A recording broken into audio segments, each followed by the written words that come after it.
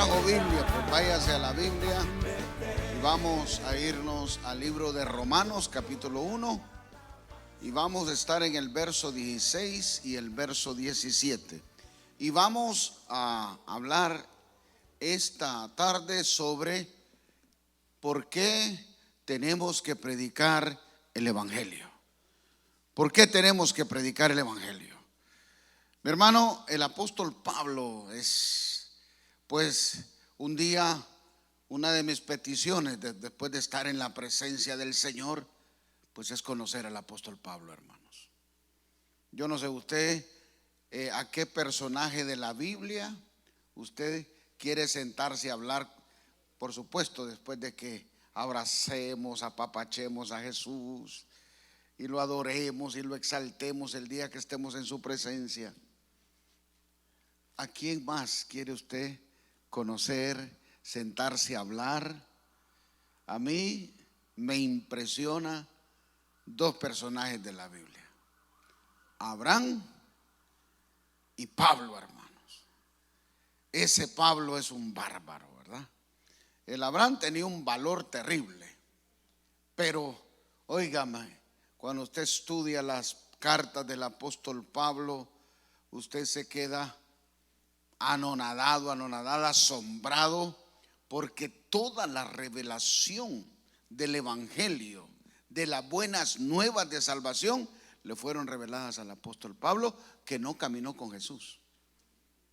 Mire, esto es impresionante, porque nuestro Señor Jesucristo vino, la misión céntrica de nuestro Señor Jesucristo fue venir a declarar y a establecer el reino de Dios al pueblo judío, a su pueblo, el cual tenía la promesa del establecimiento del reino. Amén.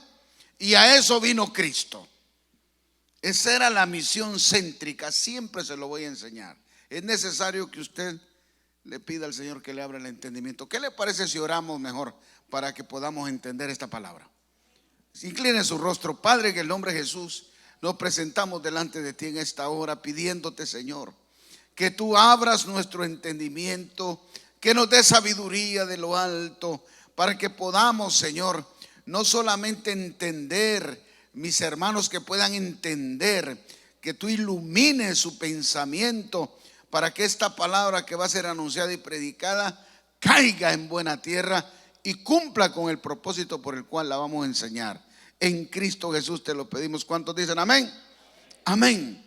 Entonces, aunque nuestro Señor Jesucristo, hermano, es el autor, es el ingeniero, hermano, es el que planeó todo sobre la iglesia, pero él, la misión céntrica de él fue venir a establecer su reino al pueblo de Israel.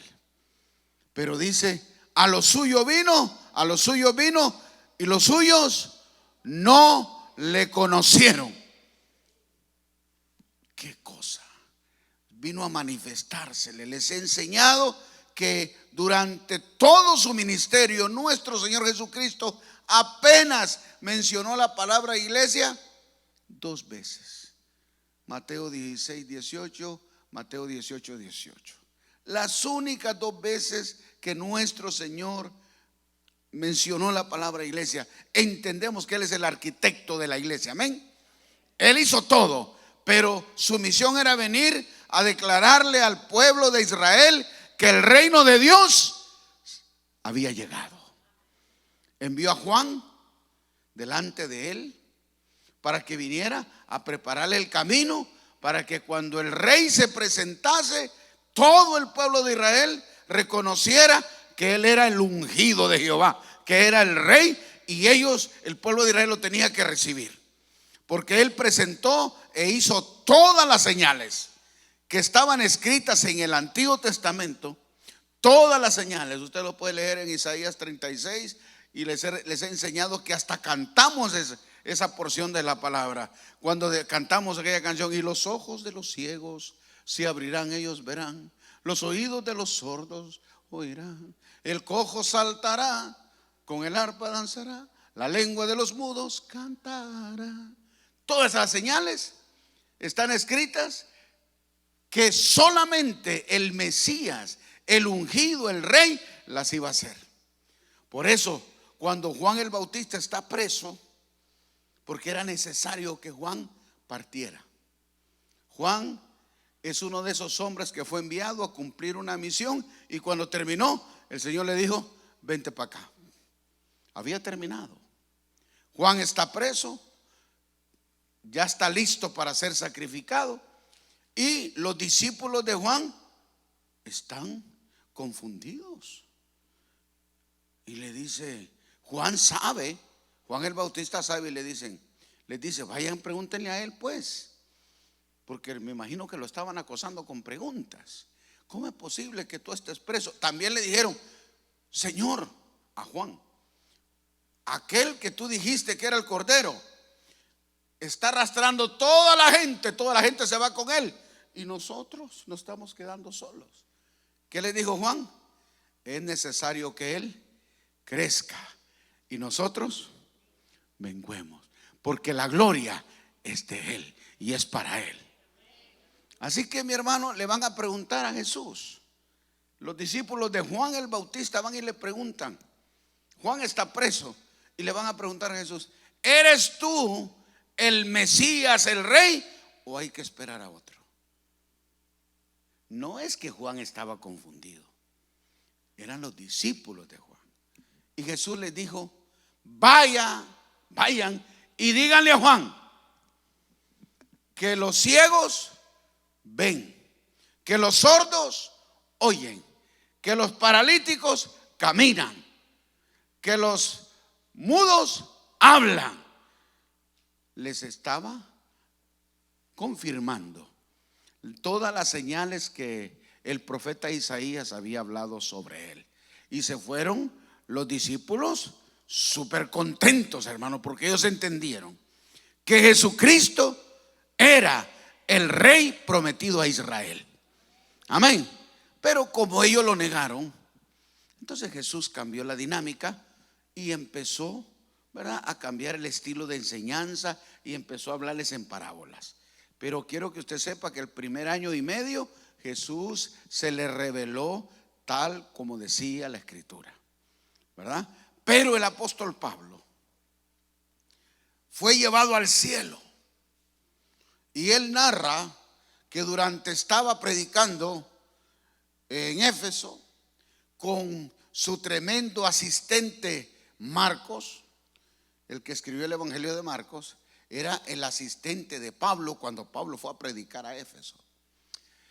Mi hermano, y dice la Escritura que estando predicando lo agarraron a pedradas.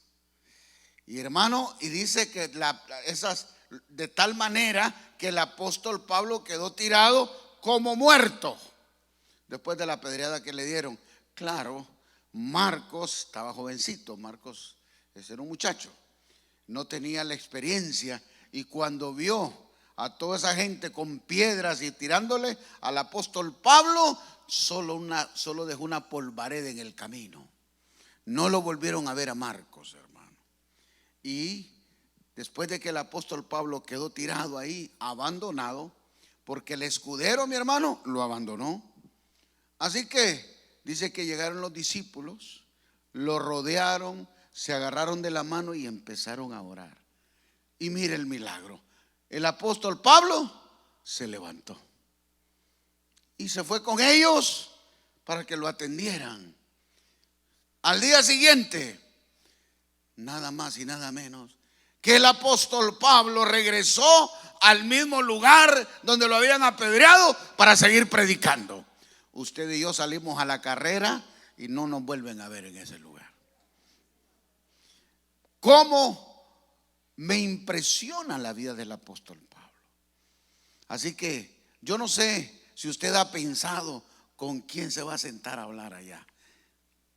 Yo con el apóstol Pablo, porque las cosas que ese hombre hizo son impresionantes. Y yo creo que en ese tiempo que él estuvo tirado ahí, que lo dejaron como muerto, dice él que él fue llevado al cielo, porque él no caminó con Jesús como los otros discípulos.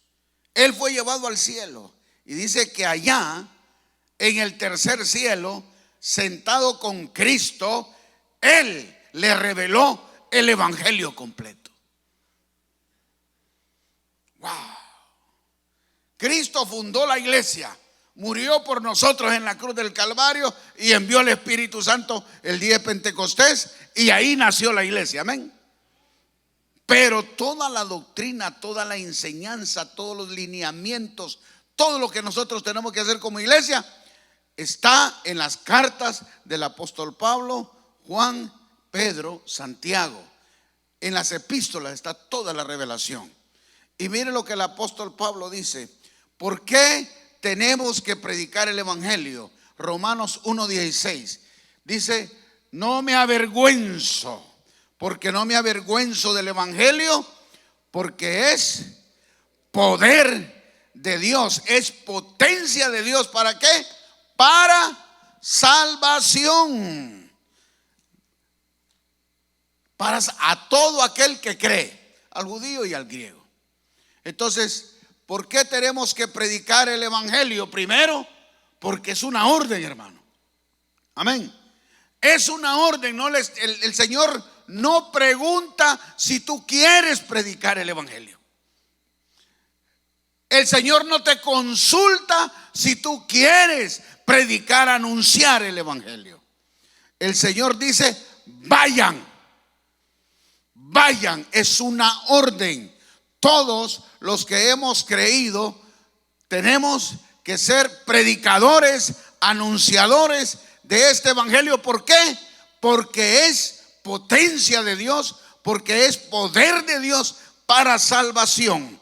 Hermano, usted tiene que entender un principio hermoso. Primero, que solo, escúcheme bien, solo por medio de la predicación del evangelio hay salvación y vida eterna. No hay otra manera, no hay otra forma. Nadie es salvo por obras, dice la palabra. Amén.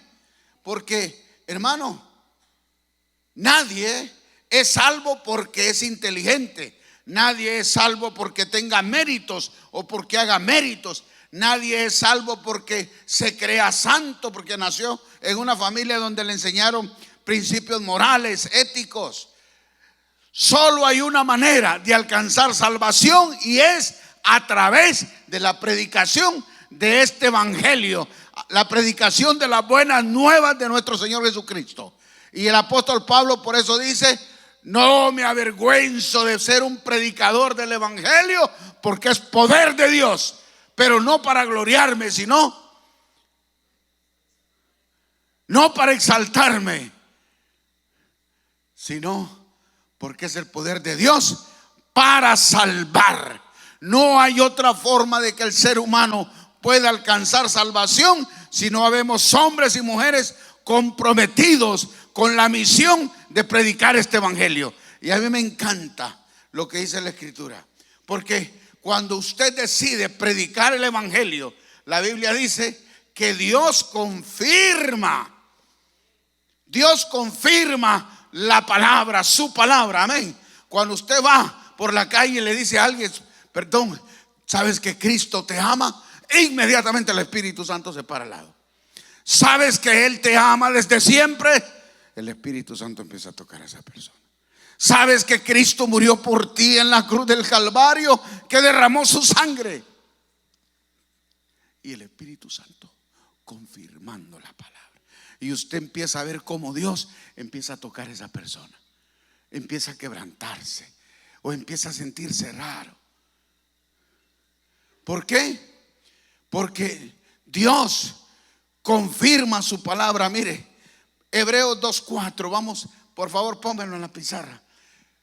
No es porque usted anda muy ungido que usted predica y usted ve que las personas se compungen. Usted ve que las personas se quebrantan cuando usted les empieza a hablar. Y no es que, hermano, no es que usted tiene poder. El poder es de Dios. Amén. Nosotros somos portadores del poder de Dios, del Espíritu Santo. Y el Espíritu Santo se para al lado nuestro y empieza a tocar a la persona. Mire, testificando Dios juntamente con ellos, con señales y prodigios y diversos milagros y repartimientos del Espíritu Santo según su voluntad.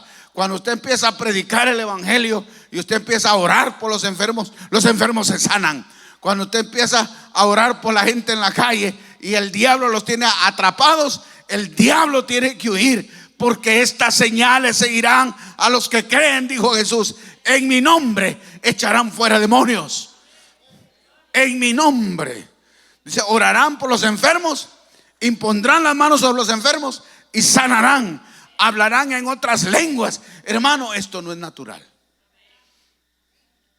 Nada de estas señales son naturales. No se adquieren porque usted va al college. No se adquiere porque usted saque un posgrado, un máster. No se adquieren porque usted tenga un PhD o un doctorado.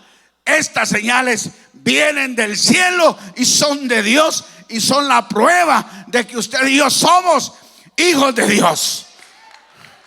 Y estas señales son y van con nosotros donde quiera que vayamos, cuando entendemos que la misión nuestra es predicar este evangelio y poder decir, como dice el apóstol Pablo, porque no me avergüenzo.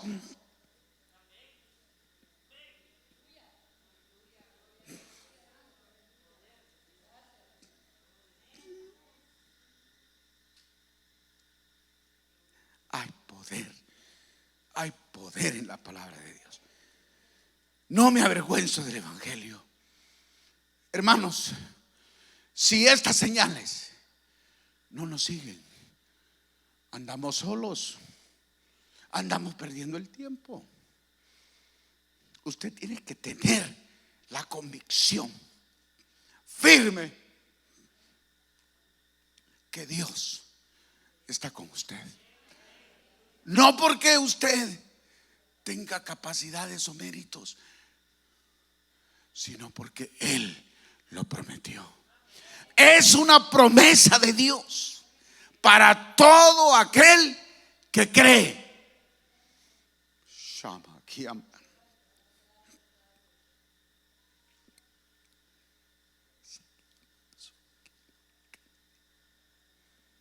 Hay poder en el nombre de Jesús.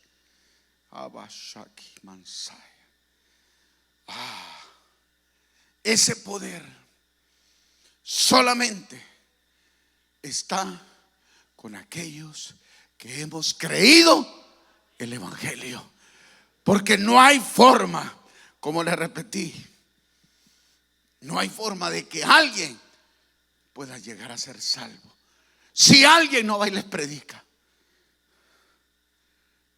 Solamente es mediante la predicación de este evangelio de la gracia de nuestro Señor Jesucristo que tenemos entrada a vivir en la gracia de Dios, a ser salvos por la gracia de Dios. Hermano, y tenga cuidado, porque este poder que Dios dice que está con nosotros y en nosotros es un poder para salvar, pero la Biblia dice que hay otro poder engañoso.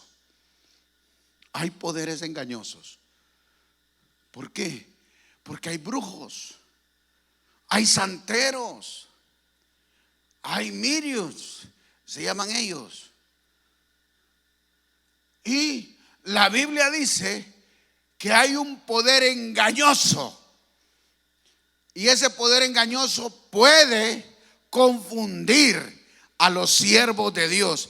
Mire lo que dice segunda de Tesalonicenses 2, del 8 al 11. Mire, ese poder es demoníaco, ese poder es satánico, y ese poder, cuando alguien abandona al Señor, cuando alguien se sale del orden de Dios, puede caer en esto. Tenga cuidado.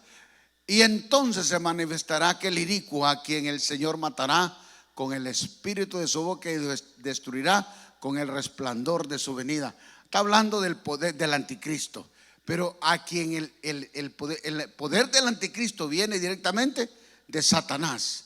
Verso 9. Inicuo cuyo advenimiento es por obra de Satanás con gran poder y señales y prodigios mentirosos. 10. Y con todo engaño de iniquidad para los que se pierden, por cuanto no recibieron el amor de la verdad para ser salvos. Y el 11, por esto Dios les envía un poder engañoso para que crean la mentira. Hermanos, el mundo está bajo el control del maligno. Amén. Usted tiene que tener claro. Por eso Dios les envió un poder engañoso para que crean la mentira. Miren lo que está pasando ahora. Vienen, usted sabe lo que está pasando en Israel. Y todos tenemos que estar orando por ellos. Imagínense lo que es la mentira, lo que es el engaño. En octubre del año pasado, estos caballeros de Hamás se metieron a Israel. Yo le quiero decir que los videos de lo que el pueblo, la nación de Israel tiene, el gobierno no los ha enseñado al público. ¿Sabe por qué? Porque son terribles. Son terribles. ¿Verdad? Han mostrado algunos videos de lo que estos terroristas hicieron con los ciudadanos judíos. Pero lo que han enseñado es allá encima. Pero estaba hablando con alguien y dice, ¿verdad?, que estos terroristas entraron, masacraron, agarraron a las familias, hijos de 8 meses, amarraron a los padres, mataron a los padres y delante de los padres con cuchillos desarmadores les sacaban los ojos a los niños. Después les cortaban las manos a los niños delante de los padres. De ahí los quemaban vivos. Y eso no ha salido en la televisión. Y después, delante del esposo, abrirle el vientre a la esposa, sacarle el feto, matarla, quemarla. Eso fue lo que hicieron. Sin embargo, los culpables de todo lo que está pasando allá en Gaza son los israelitas. Y se están levantando por todo el mundo porque Israel está haciendo mal. Después de que le masacraron 1,200 ciudadanos y tienen como 150 rehenes, de los cuales dice que ya mataron como 30. Pero hay una gran movimiento para echarle la culpa de todo lo que está pasando a Israel en el mundo entero. Y hasta este gobierno, a través de este inicuo, de este viejito bandido que tenemos aquí, está diciendo que no va a seguir apoyando a Israel si sigue matando a la gente de Gaza. Y sabemos que esto es profético, ¿verdad? Pero eso, hermano, la gente está engañada, cree la mentira, cree en la mentira, cuando la nación de Israel tiene el derecho legítimo de defenderse. Lamentablemente, toda esa franja, 50 kilómetros de largo por 12 kilómetros de ancho, ha sido gobernada desde el 2005 por esos terroristas, ¿verdad? Y el mismo pueblo los defiende. ¿Por qué? Porque usted tal vez oyó unas llamadas telefónicas que hicieron los terroristas a sus familias en Gaza. Acabo de matar a tantos judíos. Esto es un gozo. Me siento feliz porque los hemos descuartizado. Y andaban celebrando. ¿Cuándo usted había visto una masacre de ese tipo, hermano? Dígame si no, Satanás está enclavado en esa gente para hacer daño. Entonces, hay un poder mentiroso que el diablo tiene, está gobernando el mundo para que el mundo crea lo que no es. Se supone que todas las naciones deberían estar apoyando a Israel para deshacerse de esa gente. ¿Sabe por qué? Si no se deshacen de los terroristas ahora, en 10 años, no solamente va a ser Israel, van a ser un montón de naciones que van a estar bajo ellos. Así que, hermanos, nosotros no podemos caer en ese poder engañoso. Lo tenemos que descubrir, lo tenemos que identificar y lo tenemos que sacar a la luz, porque el poder que usted y yo tenemos es el poder que viene de lo alto, que viene del Señor, y Él prometió que iba a estar con nosotros todos los días hasta el fin del mundo.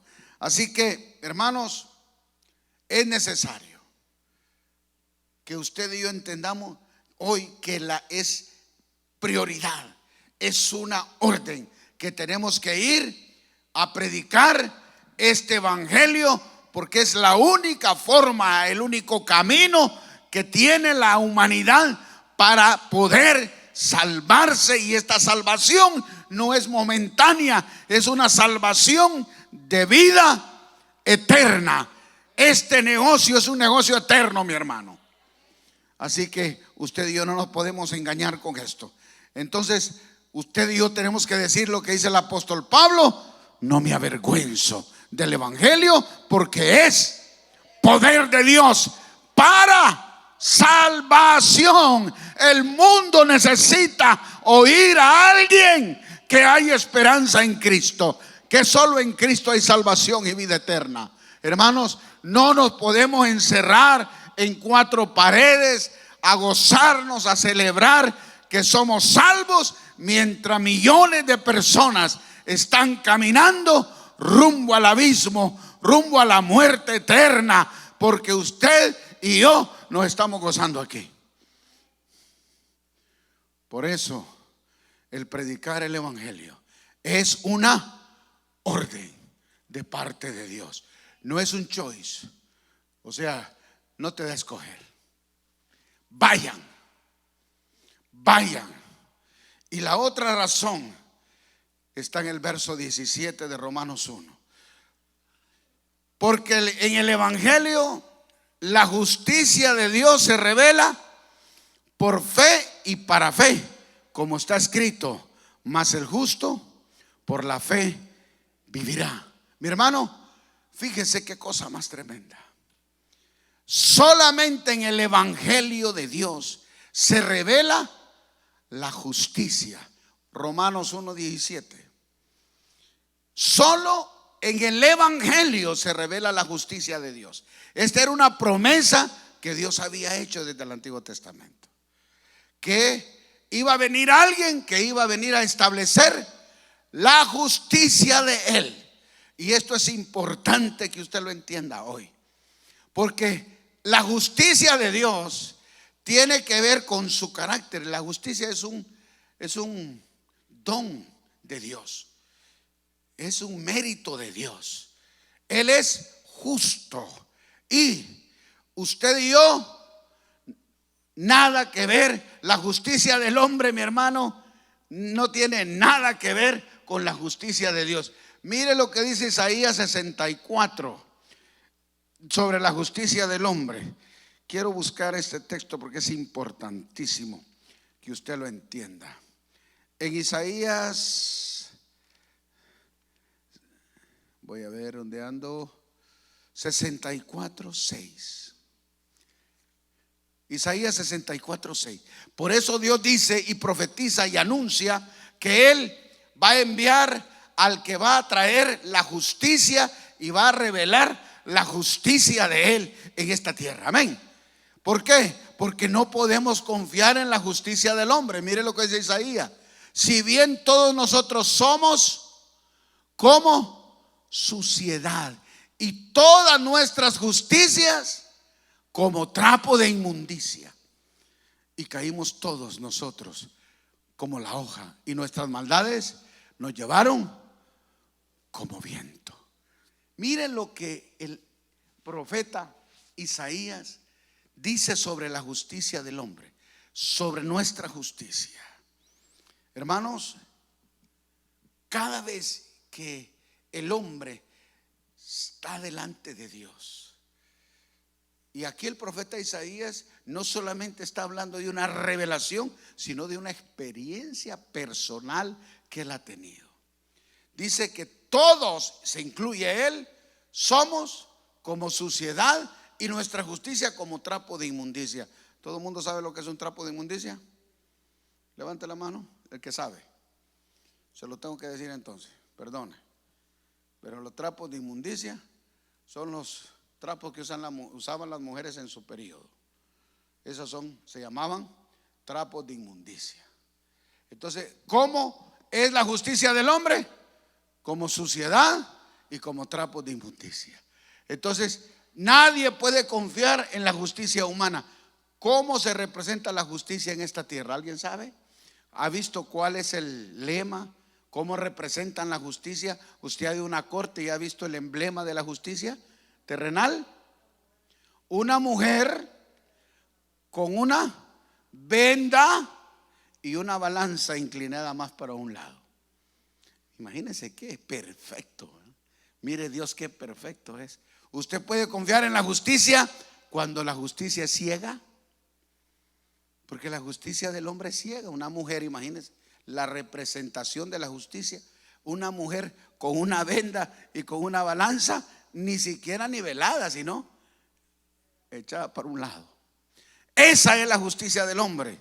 Por eso Dios tiene que venir y traer y mostrar y revelar su justicia. Amén.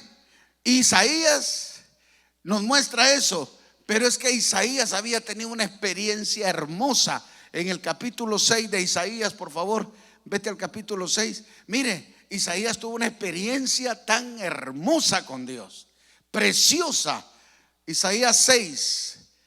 Y ahí él tuvo la experiencia de estar delante del trono de Dios, en la misma presencia de Dios. Mire, en el año que murió el rey Usías, vi yo al Señor sentado sobre un trono alto y sublime, y sus faldas llenaban el templo. Siga. Por encima de él había serafines. Cada uno tenía 6 alas, con 2 cubrían sus rostros, con 2 cubrían sus pies y con 2 volaban. Y el uno al otro daba voces diciendo: Santo, Santo, Santo Jehová de los ejércitos, toda la tierra está llena de su gloria. Y los quiciales de las puertas se estremecieron con la voz del que clamaba, y la casa se llenó de humo. Siga.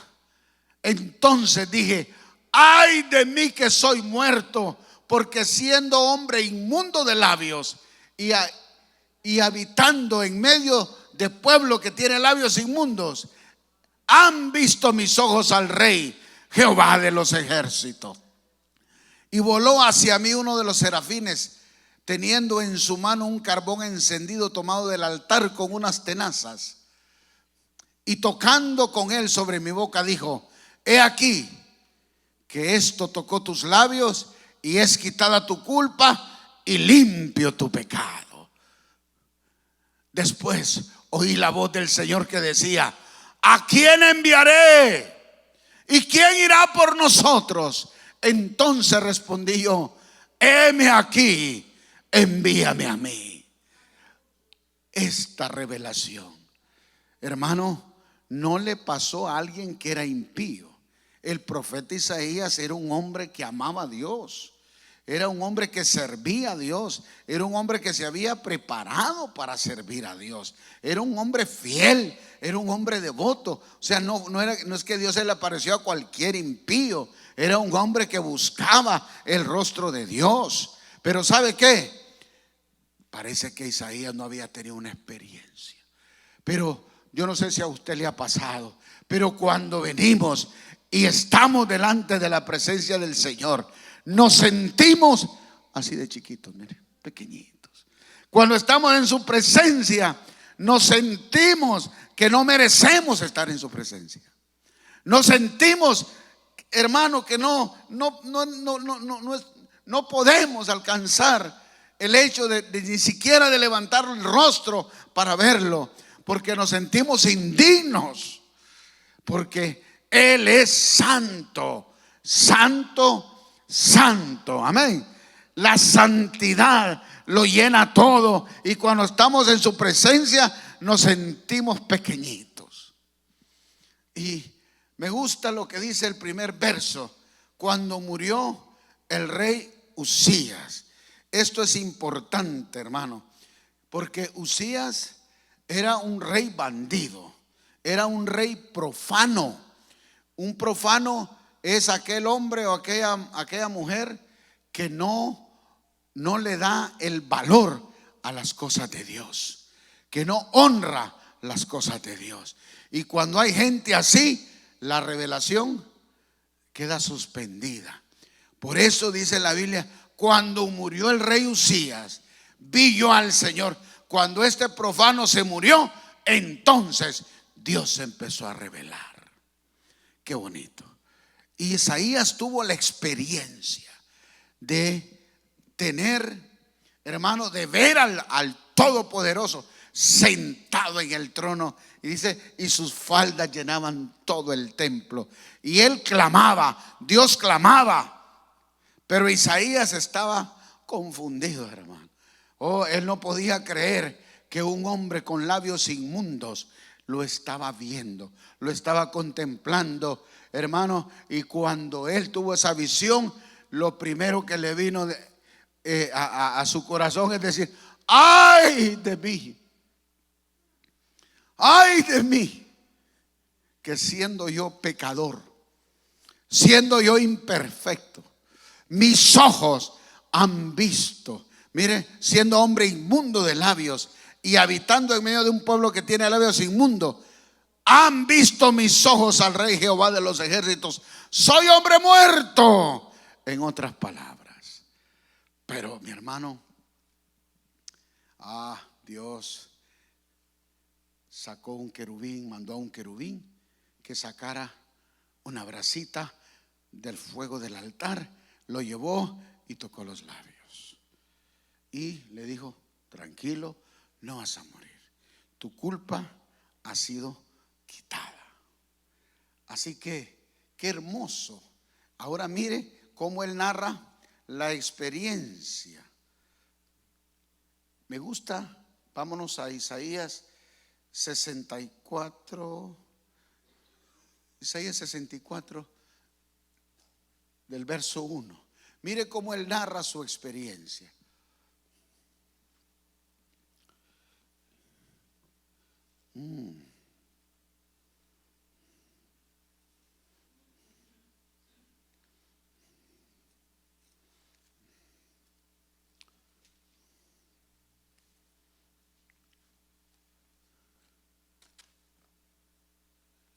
Sesenta y cuatro.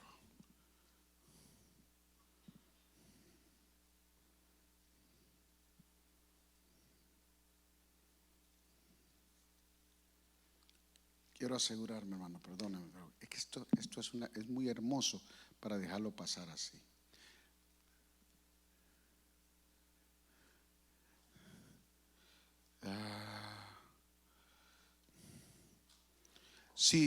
Si tienes ahí abajo el texto donde dice: porque él me atavió con vestiduras de salvación. Si usted lo busca por ahí, con manto de justicia. Porque quiero cerrar con ese texto, no lo recuerdo. Si alguien lo puede encontrar. Isaías 61, 10. Mire, él tuvo esta experiencia. Isaías tuvo esta experiencia. Dios agarró una piedra del altar, un carbón, se lo pasó en los labios. Isaías sabe que él no estaba listo hasta que Dios se le aparece. Y mire lo que dice Isaías después de tener esa experiencia. Que dice: en gran manera me gozaré en Jehová, mi alma se alegrará en mi Dios, porque me vistió con vestiduras de salvación. O sea, ¿por qué te vas a gozar en Jehová? ¿Por qué te vas a alegrar? Porque Él te vistió con vestiduras de salvación. Él nos reviste.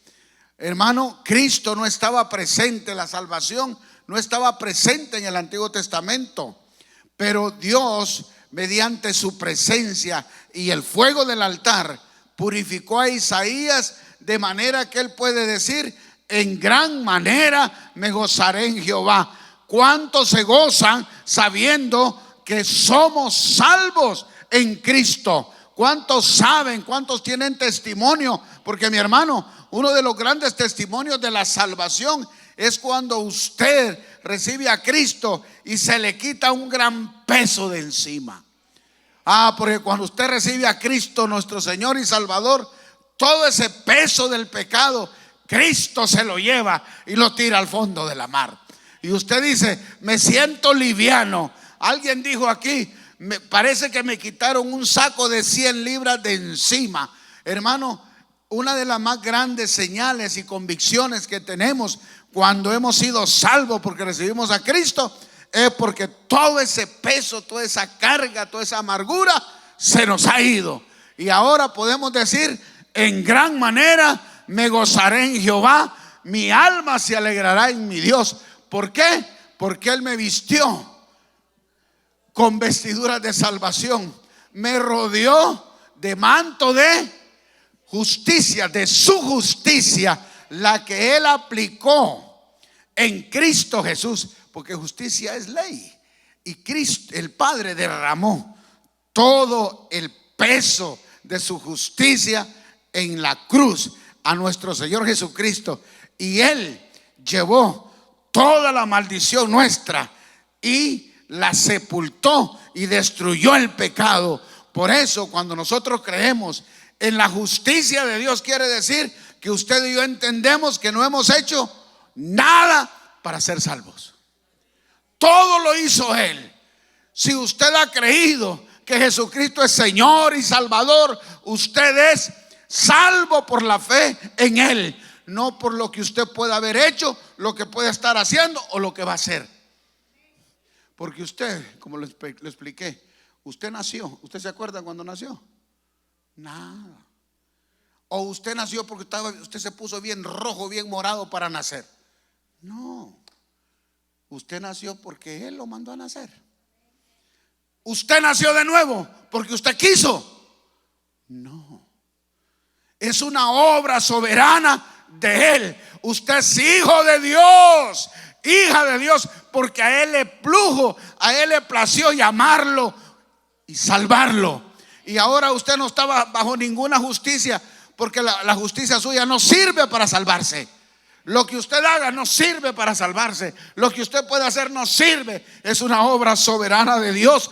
Por eso usted y yo tenemos que alegrarnos en gran manera. Nos tenemos que gozar en el Señor. Y nuestra alma tiene que alegrarse.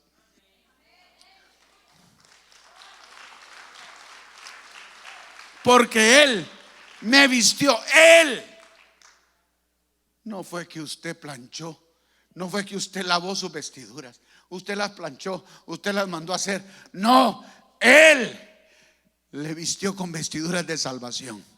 Y me rodeó con su manto de justicia. Usted está bajo la justicia de Dios. No la ley.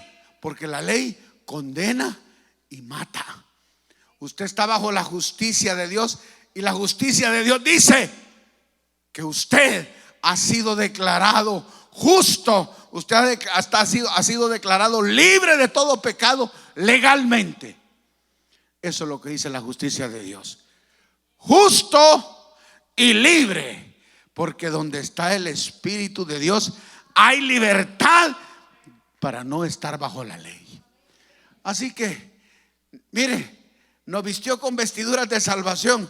Nos rodeó con manto de justicia. Como a novio me atavió, y como a novia adornada con sus joyas. No solamente me salvó, me rodeó con el manto de la justicia, donde nadie me puede acusar, donde nadie me puede decir que yo soy malo, que soy pecador, porque ya Él me declaró limpio. Y después de que me salva, me adorna. Y los adornos no es otra cosa más que los dones del Espíritu Santo. usted es un hombre y una mujer adornado y adornada de Dios.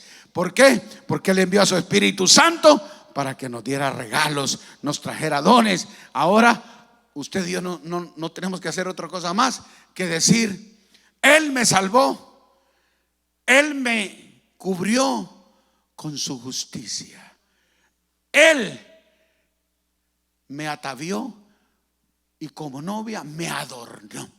Así que usted imagínese una novia cuando se va a casar, cómo va de adornada. Y aquí en esta cultura no es tanto.